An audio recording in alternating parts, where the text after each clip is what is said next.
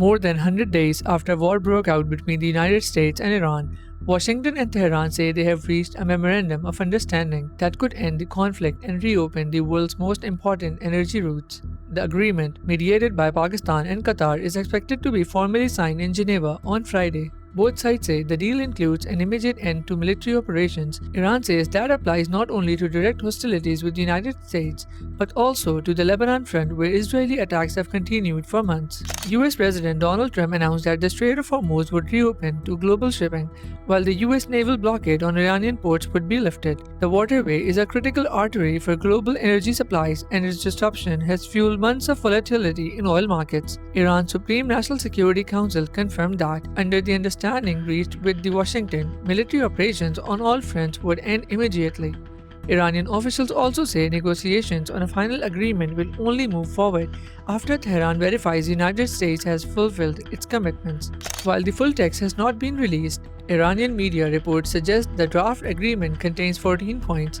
Among the reported provisions are a permanent ceasefire, the lifting of the naval blockade, the reopening of the Strait of Hormuz, partial sanctions relief on Iranian oil exports, and the release of billions of dollars in frozen Iranian assets. Reports also suggest that negotiations over Iran's nuclear program would continue during a 60-day window, while discussions on Iran's missile program and regional allies have been dropped from the agenda. These details have not been independently verified. Pakistan and Qatar have emerged as the central mediators behind the breakthrough. Prime Minister Shehbaz Sharif was among the first leaders to publicly announce that an agreement had been reached, describing it as a permanent end to military operations across all fronts, including Lebanon.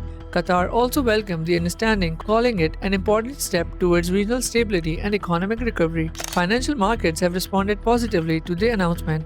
Oil prices have fallen sharply on expectations that energy supplies will normalize, while stock markets across Asia, Europe, the United States have rallied on hopes of reduced geopolitical risk, but significant challenges remain. Shipping experts warn it could take months to clear backlog of vessels around the Gulf and restore normal trade flows, while questions remain about implementation, verification, and whether all parties will uphold their commitments. For now, the announcement marks the strongest sign yet that a conflict which reshaped the Middle East and disrupted the global economy may finally be moving towards a diplomatic resolution.